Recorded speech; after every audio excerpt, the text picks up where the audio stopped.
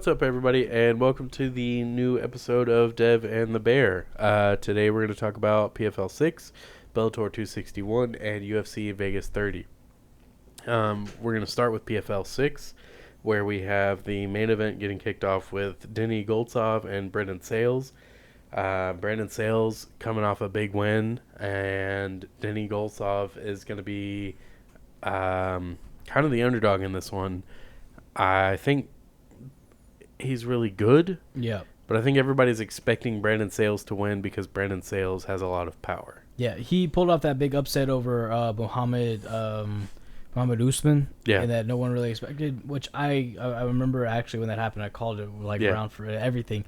I was so excited because I always get these picks wrong. And so it's really good to see that. I mean, right now you have Brandon Sales, who's 6-1, going against Denny Goltsov, who's much more experienced than him. What's one of the things I talked about with Brandon Sales is I feel like some of the guys that he fought, like he has 3 TKOs and 3 submissions, and most of his wins are in the second round. So with heavyweights, sometimes they don't have the best gas tank, so they gas themselves out in their first round. And we saw it with Muhammad Usman. I mean, he's a big, strong guy, but by the time the second round came, he was exhausted. And but with Denis, he has a good record. He's 26-6. He's more experienced than some of the guys that Brandon Sales has fought. Excuse me. And so with that, also he has like 5 decision wins. Like he's used to going decisions. Most of his stoppages are in the second and third round.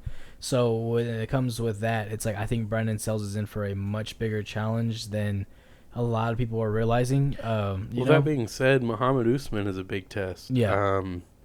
Literally. Yeah. He's huge. massive. Yeah.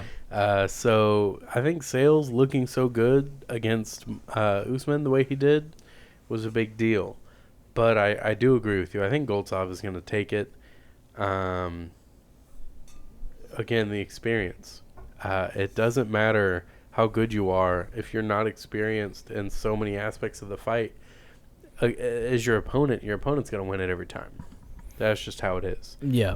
When your opponent knows what it's like and you don't, like the second you get there, it's noticeable, and your opponent's going to take advantage of that. Yeah, and I think just coming in, Denis is also, he is really good at submissions. He has an Ezekiel choke submission. He's beat some really tough guys. Which I feel like the heavyweight division is the only time you'll see Ezekiel chokes. Yeah, I don't know. They're just so big. Yeah, they're just so big. I don't know if it's because of exhaustion or what, but yeah, it's insane to see it. And because most of the time with those submissions, you need a gi to execute that submission. Yeah. And so it's nuts to me that these guys, like how, who's that?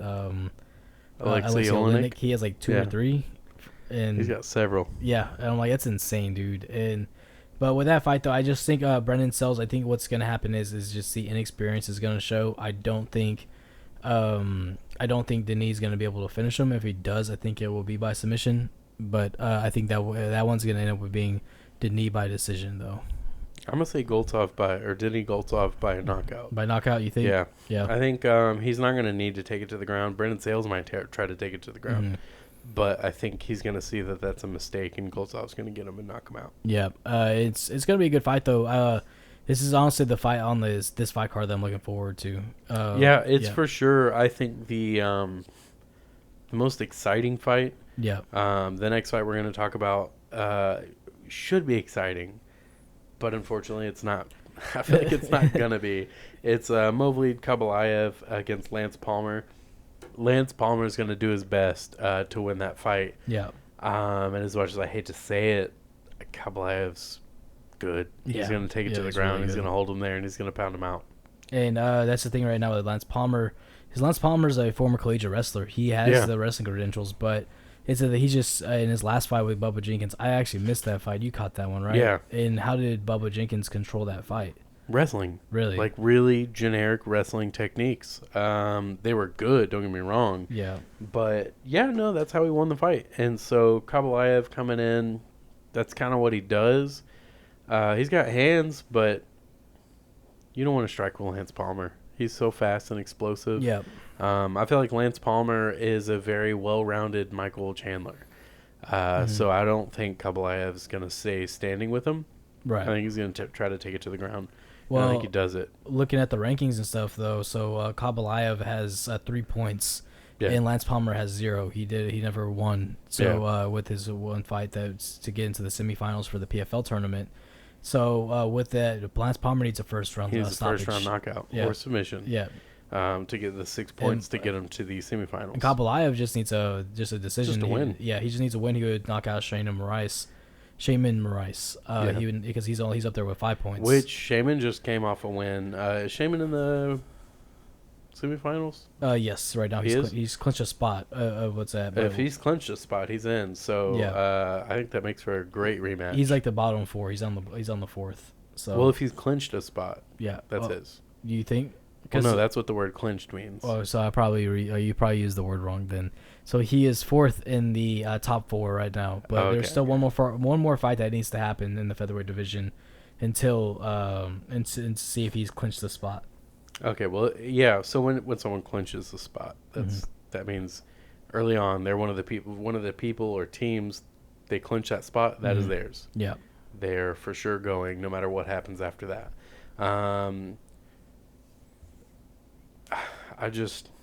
Palmer, I really want him to get that first round knockout. Yeah. I'm a big fan of him. He's very good. He's a really cool dude. But the way he looked in that Bubba Jenkins fight, it really, I was like, wow, he got controlled. Really? Bubba Jenkins was looking good. Like I said, it was very surprising. So when Bubba Jenkins looked as good as he did in his last fight, I was like, you know what, I'm going to stop counting him out. I'm going to stop shortchanging the guy because he's earned it. And who am I to say he's not that great? Yeah, no, shame on me. He's really good. I expected Bobby Moffitt to do more in this fight against me too. Against Bubba Jenkins, but Bubba Jenkins is showing that I've had a couple of losses here and there, but that doesn't mean anything at all. Yeah. And Lance Palmer, I don't know if he's just kind of on his way out. I mean, he's a little older. He's been doing this for a very long. He's not only been fighting for a long time, but he's just been in general competing for a long time. And I mean, physically, he still looks great.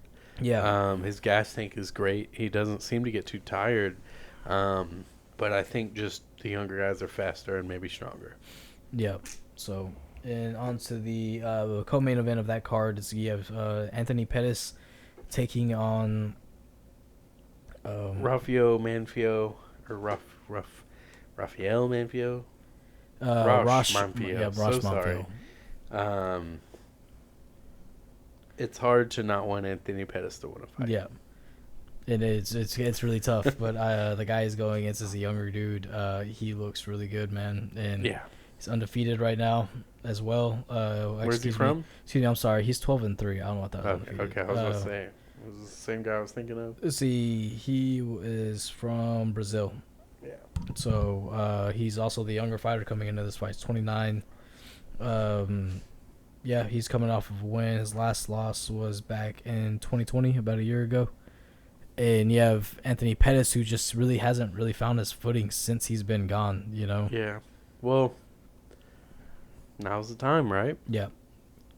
Just like with Anthony Smith, he was getting to a point where it's like, dude, if you keep losing, you're done. Yeah. And then he fought my boy, who I'm a big fan of and can't remember his name right now.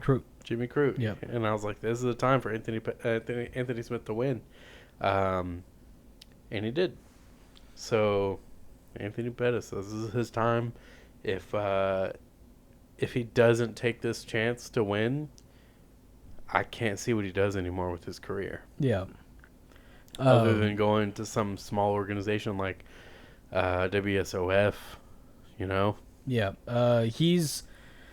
With Anthony Pettis as well, though, is he's also 0-1 in the PFL right now. Yeah. I mean, against Clay Collard, who's 2-0. He's in first place right now in the lightweight division rankings. So it's not like it's a big, huge knock on him. It's just if you don't win this fight, that's not good. Yeah, it's not good at all. I mean, even if you look at the tournament list, the tournament bracket, this guy he's fighting Monfio, he's not even on there.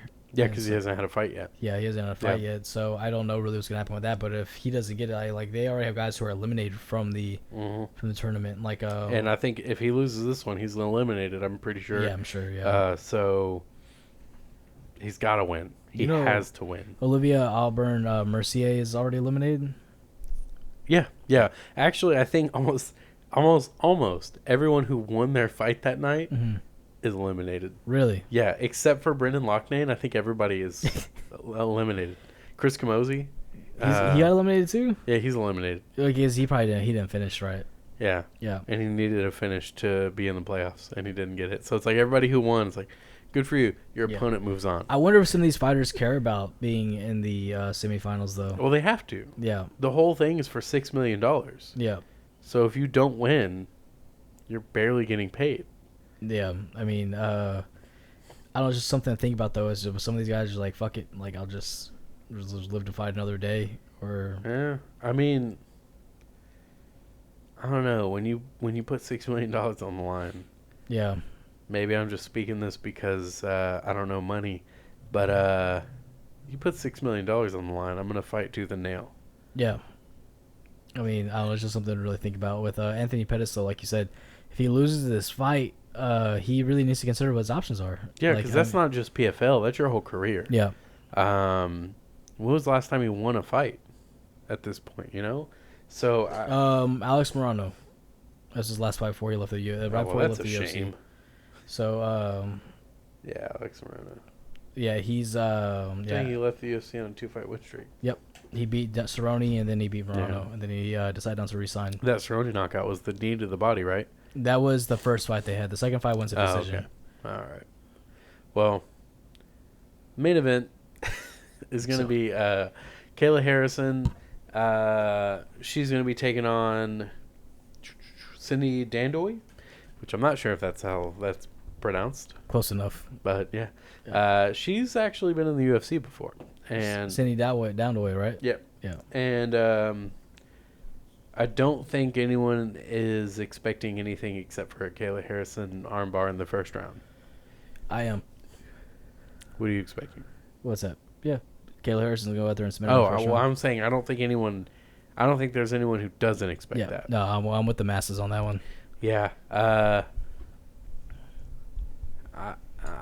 far as the verdict act goes, I'm going to be going with I'm going to be going against Kayla Harrison. Yeah. Just because it's, the a safe big bet. payout. Yeah. I'm going to be going with good old Cindy. Knockout first round. It would be nice to see an upset, but I think Kayla Harrison's the best women's fighter in the entire PFL right now. Has made a case. Yeah. She has made quite a case for that. I mean, technically, she's Ronda, but better. Ronda Rousey. Yeah. And that's what we were talking about last time. She was the gold medal Olympian, whereas Ronda was the bronze. Yeah.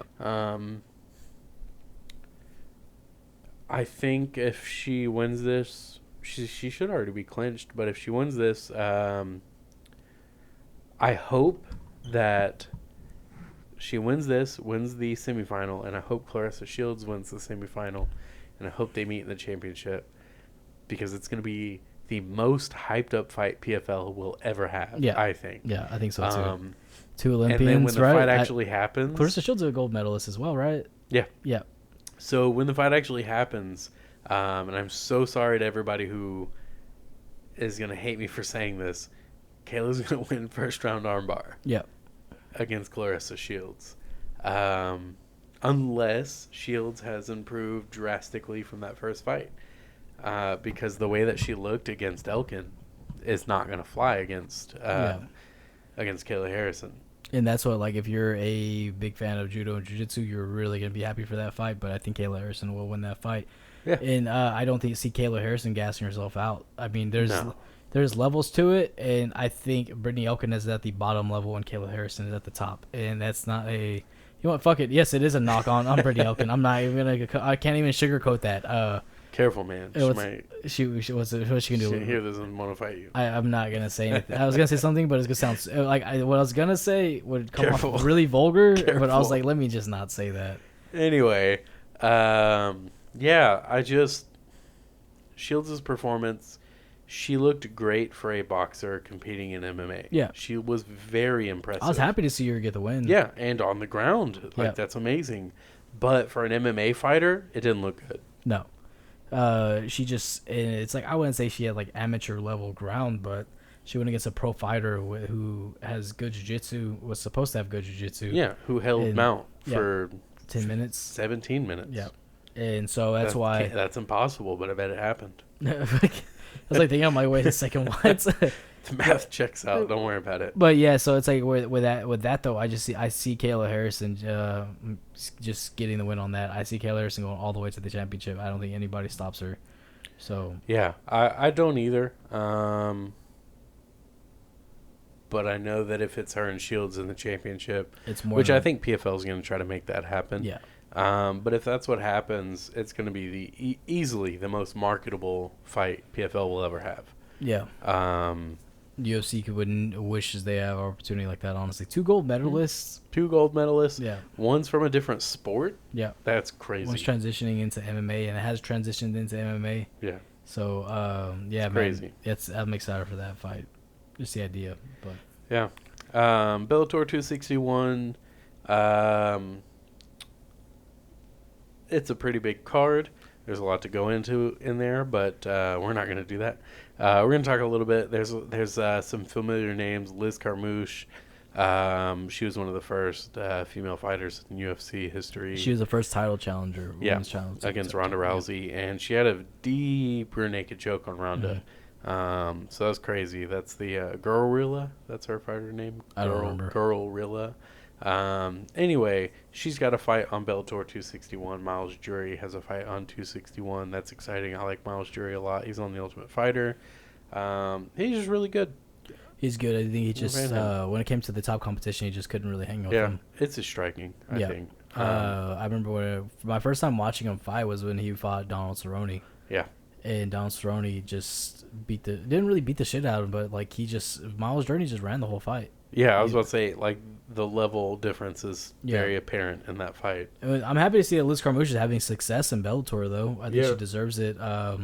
If nobody really knows what's going on with her, when she got fired from the UFC, they decided to release her. She was actually doing a PR, she's doing a meet and greet for the UFC. She was meeting up with kids in like children's hospitals and stuff, and they called her to let her know, like, as she was leaving, hey, we're letting you go. I would have been pissed. Yeah, and so that's how she ended up losing her job, which was super fucked up. So, well, another fighter on that card is Soren Bach. I am a huge fan of Soren Bach. The True Viking, that's his fighting name. So I'm a huge fan. As I drink from my Viking cup, completely coincidental. But he's one of the few people to beat Paddy Pimblett, who I'm also a huge fan of. Soren Bach signed with Bellator not too long ago.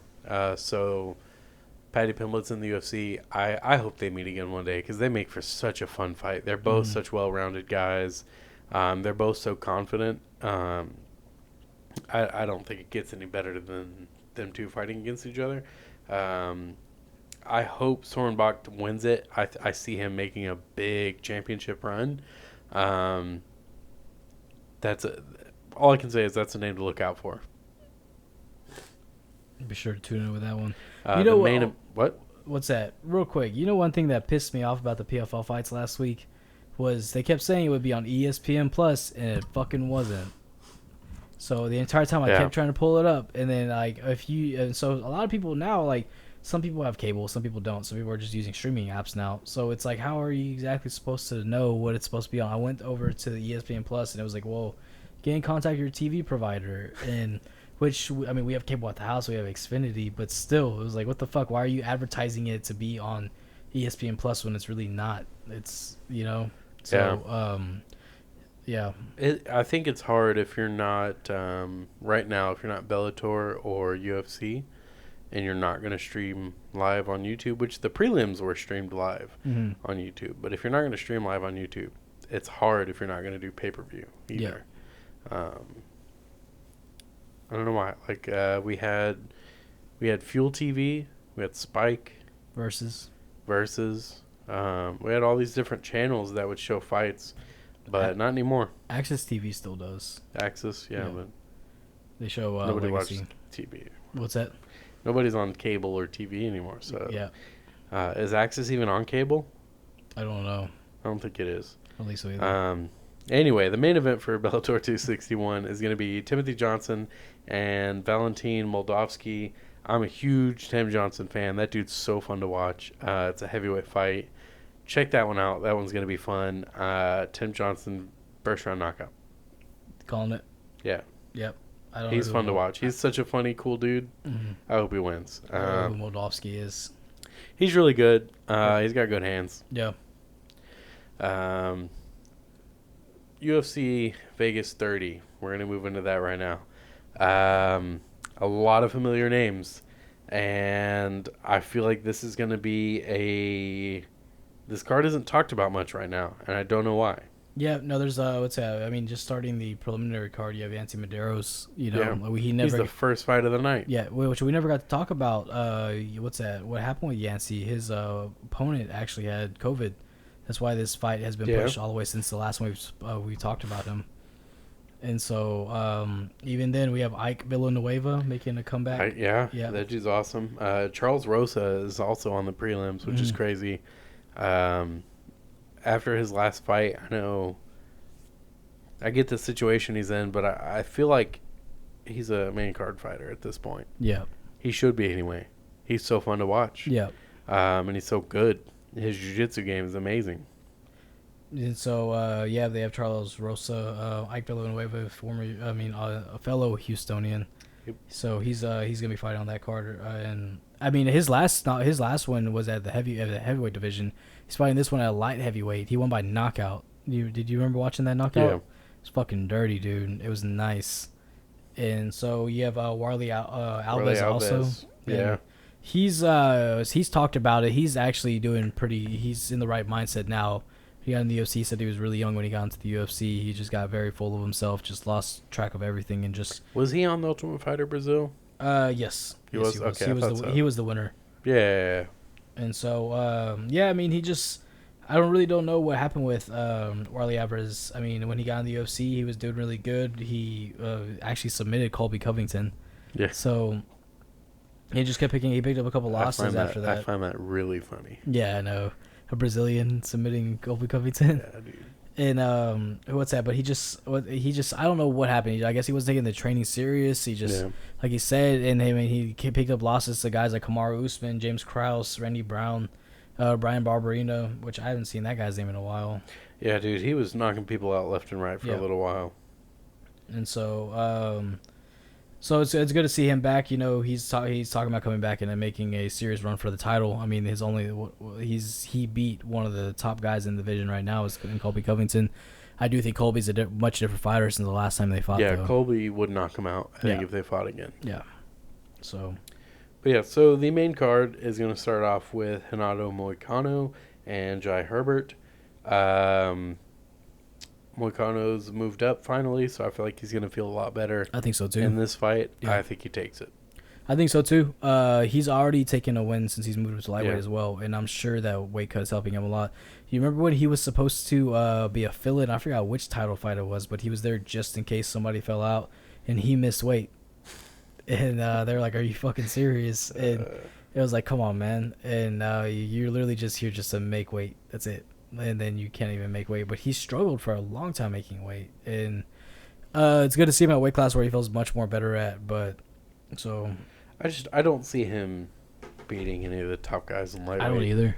They're too good right now. I mean, yeah, the lightweight division's just always been incredible. And Dan Hooker, you think he beats Dan Hooker? No. And right now, unfortunately, I hate saying this, but I think Dan Hooker's the gatekeeper for the top 5. Yeah. He doesn't beat Dan Hooker. No. No way. Dan Hooker knocks him out. Who else? I don't think he beats Rafael Dos Anjos. He could. I think it'd be a fun fight at least. Yeah, but they're not going to fight each other. You're right. I don't think he would win. But it'd be a fun fight. Yeah. But it's called. I know that they're both Brazilian. The Brazilians don't like to fight their own nationalists. I think is that the right word? Nationality. No. Nationality. Yeah, I think nationality is a very wrong word. No, I didn't even think about it. I said it. and I was like, wait, fuck, that sounds really wrong. But no, the Brazilians they just don't like to fight their own people who are from the same nation. Glover Teixeira's talked about it, and So he just said that the fans don't like it at all. They get really upset about it just because they want to be able to cheer for their guys, you know. Americans fight Americans all the time. Grow up, we're men. Yeah. So this is an American podcast. This is the fight business. But we love our fans from overseas. It's like, goddamn, Zach, don't say that. So we have German fans and we have Irish fans. I'm Canadian Irish. fans too. I'm actually sitting underneath an Irish flag right now. Mm-hmm. In case, if you don't believe me, I'm sorry. I don't know what's that symbol that's on it? What? Nothing. I'm just kidding. All right. Anyway, the next fight is going to be Tim Means. We get to see Tim Means fight again. He's going to be fighting Nicholas Darby. I love Tim Means. I don't like voting against him, but he doesn't always win. Tim Means by decision. Tim Means by decision. That's what I'm calling it. Yeah, I agree with you as well. I think Tim Means he's just much more of a grinder. He has more tenacity than Nicholas Dalby. Is it Dalby or Darby? Darby. Okay. And so I just think that when it comes to, because I know Nicholas has good hands. It is Dalby. It's Dalby. Yeah, whatever. Fucking but yeah, I just think Tim Means is just all around more experienced when it comes down to it. But I think it's gonna be a fun fight. Tim Means always has fun fights. Yeah, it's not to say just because someone's a grinder doesn't make it not fun. Look at Kamaru Usman. Look at Colby Covington. He started off as a grinder. When I say a grinder, he's not like a wrestler though. He just gets in your face. Yeah. And just well, even if they are wrestlers, grinder doesn't mean not fun. I think a lot of people take it that way now because of some fighters, like Vittoria's last two performances before his Adesanya fight. Yeah. No, I'd say the Holland one was pretty fun. I thought so. But like Derek Brunson's performance against Kevin Holland, that was very grinder, wrestler, the kind of fight that people don't like to see. Yeah. Especially if they paid for it. But it's very dominant, so I don't have an issue with it. But Tim Means, like you said, he's a grinder, but he's the kind of grinder that puts you down, and he breaks down your will to want to fight by punching you in the face and stopping you from getting up, and I think that's fun to watch. Very, yeah. Oh, and also I forgot to mention Ike Villanueva is training with 4 Ounce Fight Club. Yeah. Yep. I thought that Good was old 4 ounce. I thought that was really cool when I found that out. Speaking of which, Casey Jones just lost his last fight. We're talking 4 ounce. Oh. He's with 4 ounce. He lost his last fight, and that sucks. Yeah. But shout out to Casey Jones. You're a good guy. Can't keep a good guy down. Yep. No. Tim Means by decision. I see that fight going. I don't see it going any other way. His experience is gonna help him in that fight. Yeah. So yeah, I would go with Tim Means as well. I think he goes decision. I don't think he's able to stop Dalby. And but I see it being a very fun fight though. And so another fight that I'm looking for. Speaking of the Houston boys, yep. Daniel Pineda, Ike Villanueva, Casey Jones. You got Daniel Pineda fighting Andre Fili. That's such a big fight. Yeah. Andre Fili's been fighting for so long now. Yeah, he really has. It's crazy. WEC. Yeah, and then Daniel Pineda's been in the UFC for what, like 2 years? A little while. So he's fighting Andre Fili. That's crazy to me. He's a Houston guy. Fights out of 4 ounce. Fights out of different gyms. Works with a lot of different gyms. Mm-hmm. But got to go with the Houston boy, Daniel Pineda. Yeah, I don't know, man. I want to go for Daniel Pineda. Do it. Nah, I can't. Do it. No, do it. I like Andre How Fili. How dare you? What's that? Go against our city. He doesn't even know me. He's from Dallas. He's born in Astros Dallas. won today. He grew up in Dallas, dude. Like, come on.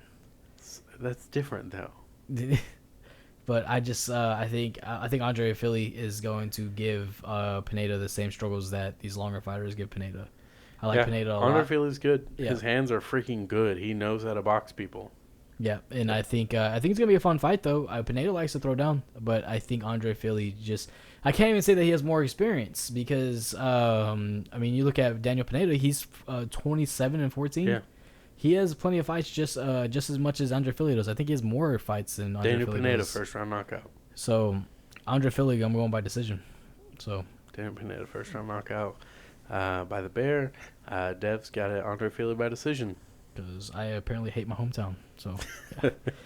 So up next we have Timur Valiev versus Joanny Barcelos. Yeah. I can't say that I know much about Valiev, but Barcelos is really good. Yeah, he is. He's really freaking good. So I'm going to just assume him by either submission or decision. I don't know, man. I can't go against these Dagestani motherfuckers, dude. They're killers. I can't go against Barcelos. He's too good. I mean, so this is what I think it was going to come down to, though. Is you look at Barcelos. He's also a Brazilian national wrestling champion. Yeah. And then he's got incredible power. So he's got several knockouts. But he's a Brazilian Jiu-Jitsu black belt.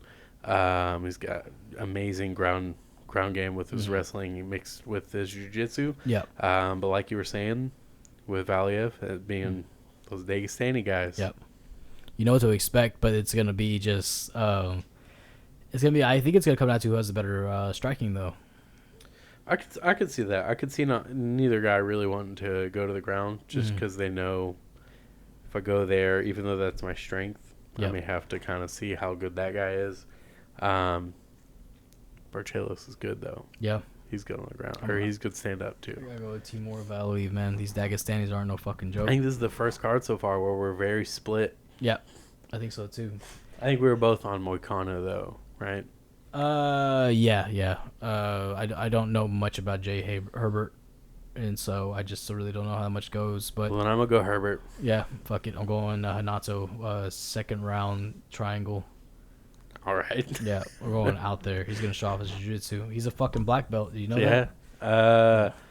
I don't know anymore. I feel like everybody's a black belt now. When you're at that level, like Moicano is. You know, Minotauro Nogueira tried to feed a bus of a carrot.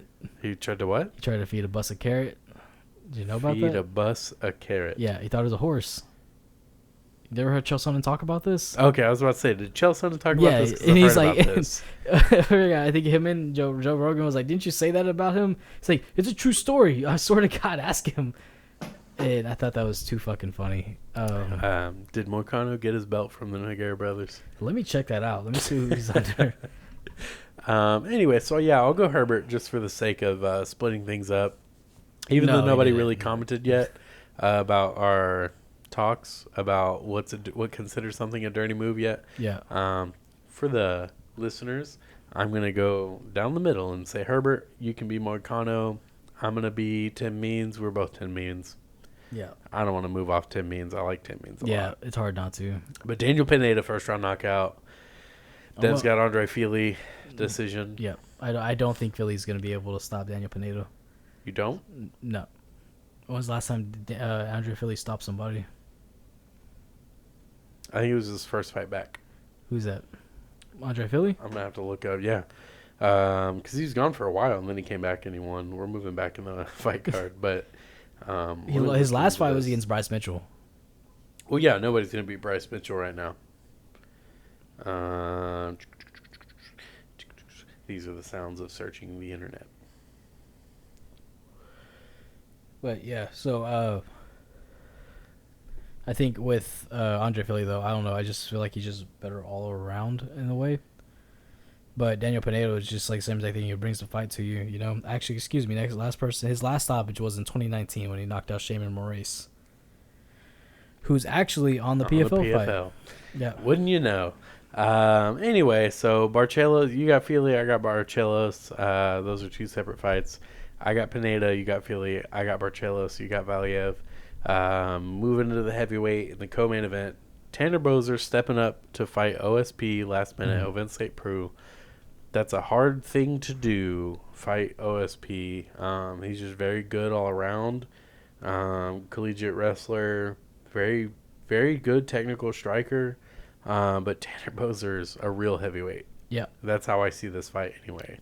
And that's what we talked about before. The OSP is, you know, he's not conditioned to fight a heavyweight. Yeah. At all. Like, I mean that in the nicest fucking way, but he's just not. Like, he gasses out too much at a heavyweight. What we've seen him at heavyweight, he just doesn't have the gas tank for it, and he's just not used to carrying on that extra weight somebody like Tanner Boser is moves very well for you moving around that extra weight. He's explosive at heavyweight. It's crazy. And he's really, really good. And he has, even though he has a mullet. Yeah, fuck his mullet, but still, like, he's really good. I wish he would have beat Andrei Arlovsky. Yeah. Because I feel like that set him back a little bit. Well, I hate it when people beat Arlovsky. Yeah. I'll always be an Arlovsky fan since the days where he had his long curly hair. I can't go against Arlovsky. I love him. He's such a cool guy. He's so fun. I remember there was a weigh-in, and I can't remember. It was sort of recent, but he was wearing his shirt, and they told him, "Hey, take your shirt off." And he goes, "No," and they're like, "No, you got to take your shirt off for an accurate weigh-in." And he goes, "No," and they're like, "You have to," and he goes, "Why? Why do I have to take my shirt off?" So he stepped off the scale and goes, "I'll leave right now." And they're like, "Okay, step back on." What the fuck? Yeah. I didn't know that. Yeah, it's hilarious. I love Arlovsky, but yeah, he beat Boser. Boser's coming off a 2 losing streak right now, so he's got to beat OSP. That's a huge test to overcome. That's the name. I'm sorry, this is off topic. Overcome is the name of Justin Wren's podcast, which will be coming out soon. Really? Yeah. That's exciting. Yeah, it is, isn't it? Yeah. I want to hear everything Justin Wren has to say. Such a big fan of that guy. Yeah. How could you not be?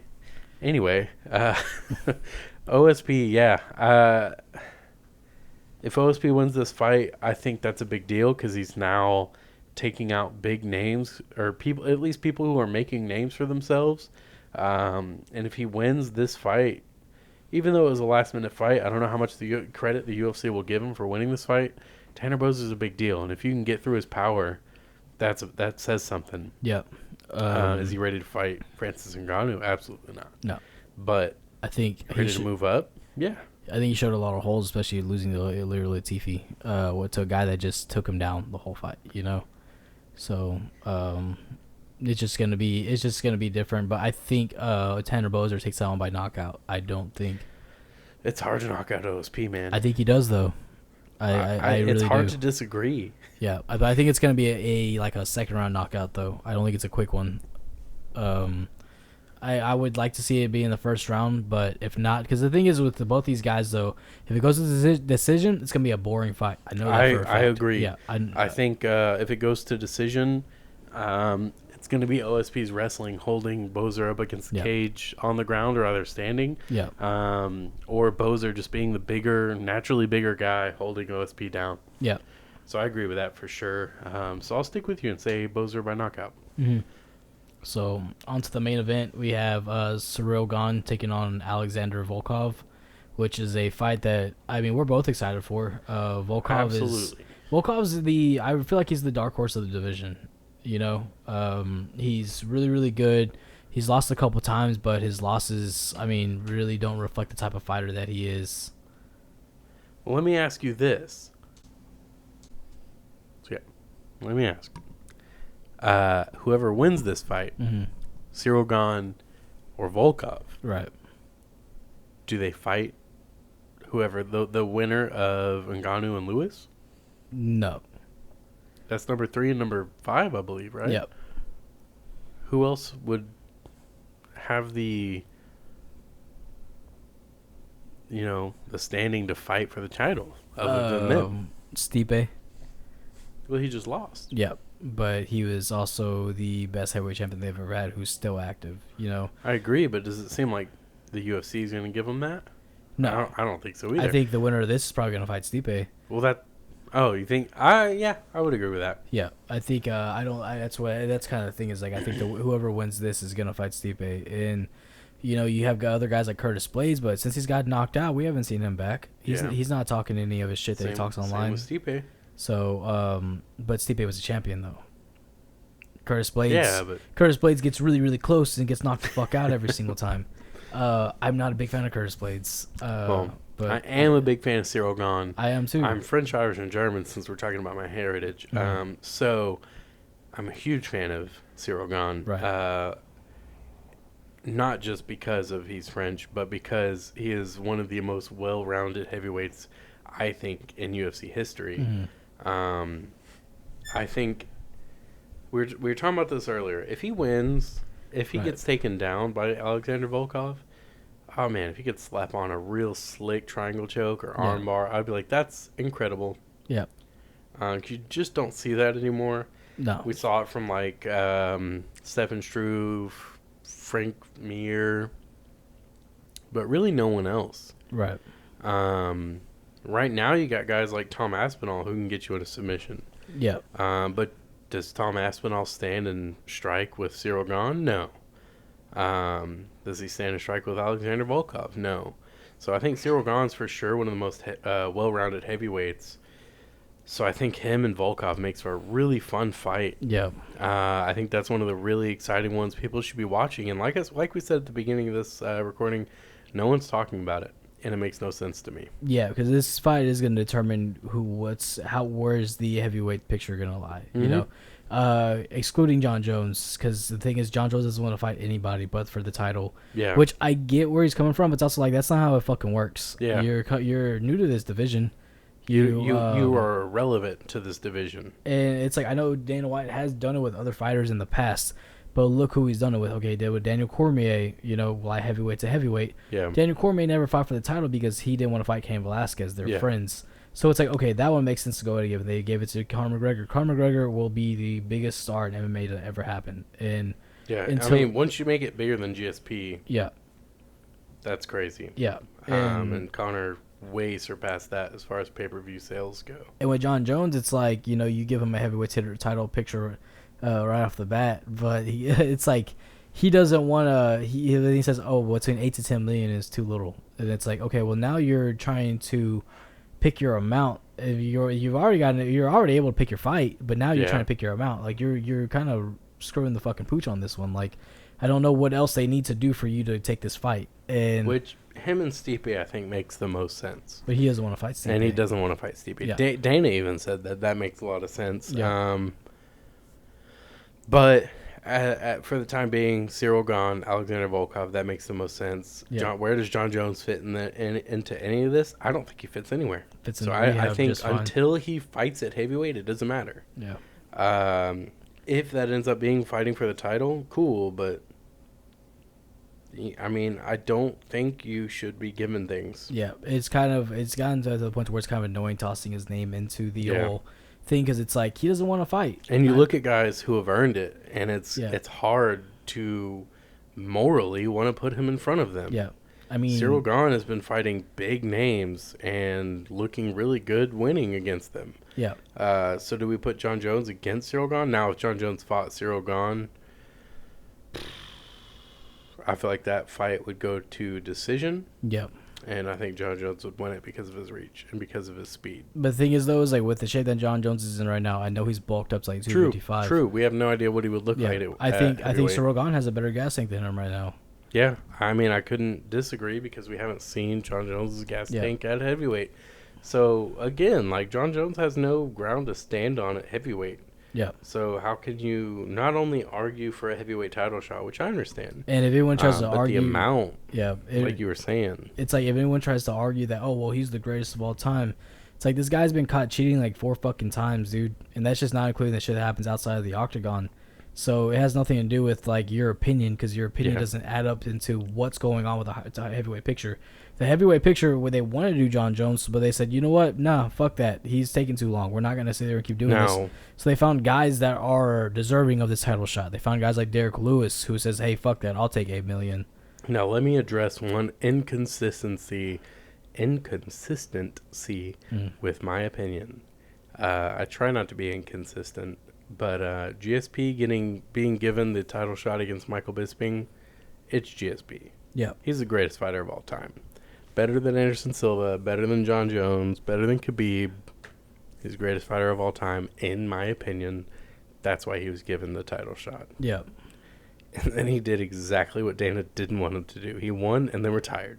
Yeah, exactly. But anyway, I just wanted to point that out. One of the things I hate bashing John Jones, because everyone will turn around and be like, well, you're just a fucking fan of DC, so you're just fucking dick riding and this and that. When it's like, what does that have to do with anything? Just because I have a better point than you? DC fights at heavyweight. Yeah, and it's like, what does John Jones being a cheater have to do with me being a fan of DC? How do these two things correlate? It's like, oh, because people think he's the greatest of all time when he's really not. That's the thing, you know. Well, I would say his name is in that hat for greatest of all time. Yeah. And I don't think it's necessarily the cheating and the things he's done outside of the cage that has cost him that. I think it's the time that stuff caused that cost him that. Yeah. Because if he was able to consistently fight, no one would question it. For me, though, it's about the cheating. It's like, okay, you got caught taking steroids multiple times. And then it's like that takes away from someone's legacy. GSP, I think GSP is the greatest of all time. Did GSP ever get caught taking steroids? Nope. Did he ever? The most wildest thing was, they were rubbing Vaseline all over him. Yeah. How many people do that? Especially back then, every fighter was getting Vaseline rubbed all over it's him. Very BJ common. Penn's just sour. It's very common for for guys also for guys to fucking go ahead and grease themselves up before a fight. What they'll do is they'll take a bath in hot oil because their pores will open up, so they'll soak it all in. So they go out to fight, they're super slippery when they start sweating. GSP ate pizza off the floor. He's the greatest of all time. Look it up. Anyway, Cyril and Alexander Volkov. It's a crazy fight to call. Yeah. Because, and we haven't talked much about Volkov yet. Volkov is good. His striking, he's so long. Yeah. And the way he fights is so long. His fight against Derek Lewis, he looked amazing up until the very last, 10 seconds of the last round where he got knocked out. Yeah. He looked great. Derek couldn't get anything going against him. And that's how he likes to win his fights. Look at his fight against Overeem. He was dominating that fight. Overeem couldn't get in on him, and then he got knocked out. Yeah. Volkov knocked Overeem out, I should say. So I think Gane, being a very versatile striker who has to rely on his versatility, whereas Overeem had to rely on his power. Yeah. Although he was a versatile striker, but he relied on his power. Gane doesn't do that. He's speedy, he's quick, he's got great combinations. He's a good technical striker for a heavyweight. If it goes to the ground, that's when I'll be interested. Yeah. Other than that, I'm going to be on the edge of my seat. Yeah. And I'm hoping for an exciting fight because I feel like with this fight though, it could be really good or just really bad. Well, that's every heavyweight fight. Yeah, and that's always my worry whenever these heavyweights headline a main event. Whenever they headline a card, is like, okay, how is this one to go? Because we know with Alexander Volkov, okay, he has great power, he's long, he hits hard as fuck, but his takedown defense isn't very good. Yeah, and so with Cyril Gane's good everywhere. He has great stand up, he has great ground. And we know that he has the gas tank for it. We saw with his last fight, Rosenstruck, he was able to beat up Rosenstruck all 5 rounds. He never let up, yeah. And so it's like, I don't have any questions for him, but it's more of like, what can he do to Volkov? Well, actually, I guess it is a question for him. What can he do to Volkov to go ahead and win that fight and get a stoppage in that fight? Because if he gets another fight like he did against Rosenstruck, it's not going to put his name anywhere near the title contention. And Dana said that after his fight against Rosenstruck, he said that's not something that earns you a title shot. Yeah. But I mean, he's beating the right guys. Yeah, exactly. It's not his fault that he can't rush in and knock people out. Yeah. Against top competitors, you can't do that. Yeah.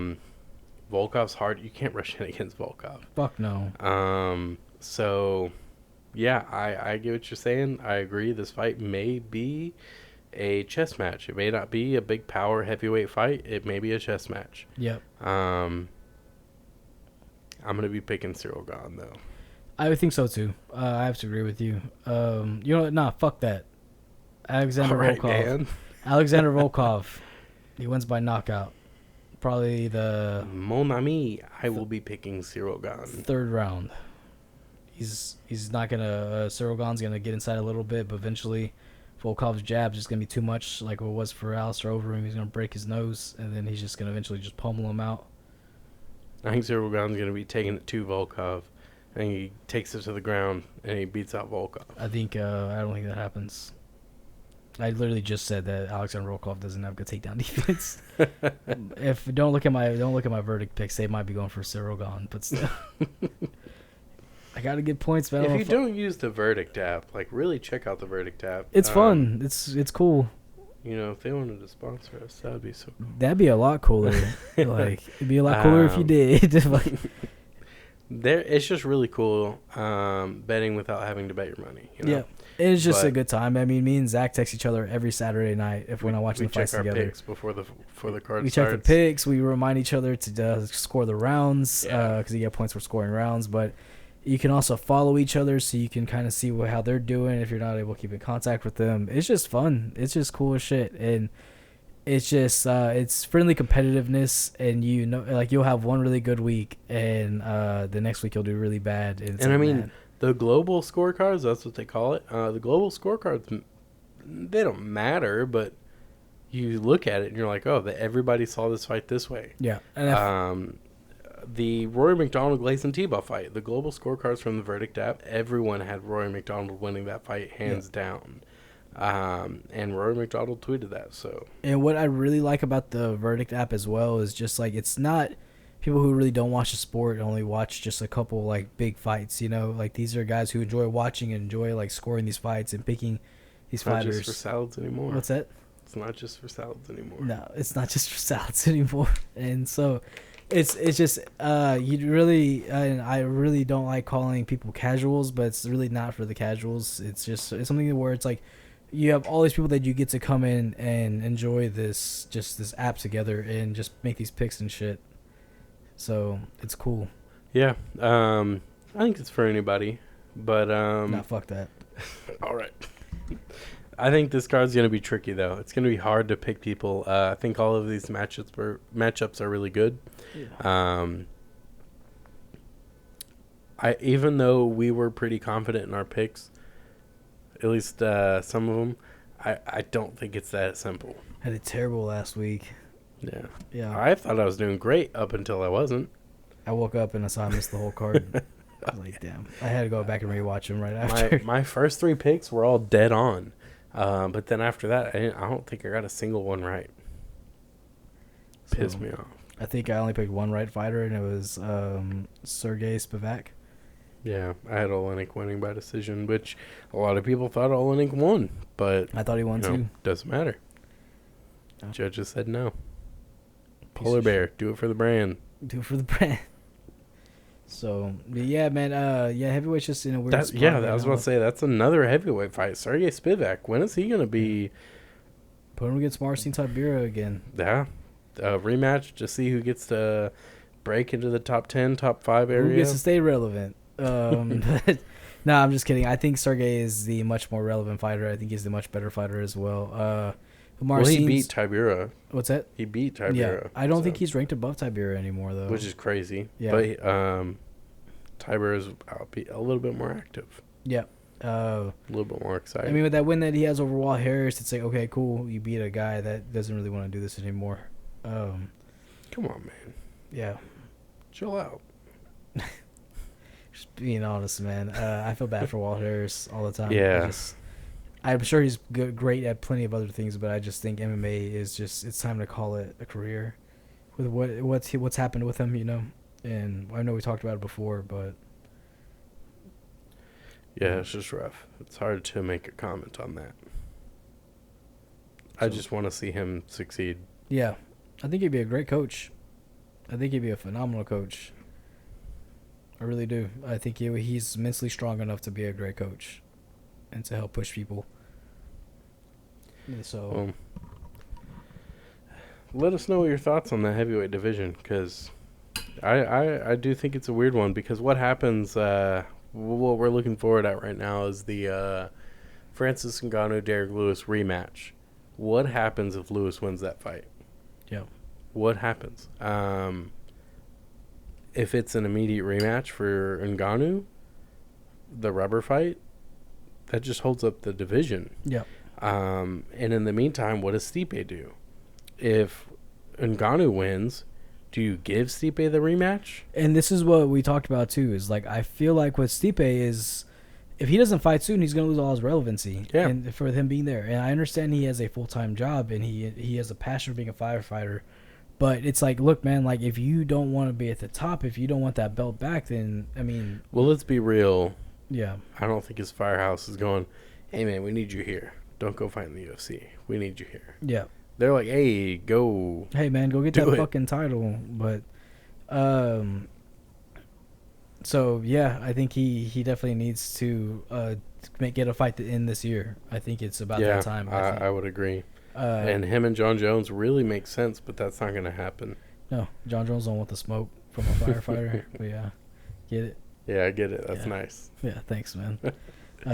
But I think with what's his name, Stipe Miocic, though, is just he has so much going on outside of the octagon that it's like, okay, what are we gonna do here, man? Like, you want the title back, you want to be champion, but you can't keep defending this title only once a year. And that's what he was doing before. He's only defending it once a year, and it just holds up the division. And you have Ngannou, who's trying to defend as much as he fucking can, because he knows that he can. He knows he can put guys to sleep and quick, and then after that he can go hang out. Lewis is someone that's hard to do that to. Derek Lewis, another Houston boy. Yeah. It's hard to put him away. Yeah, he's just sitting back waiting for you to make a mistake.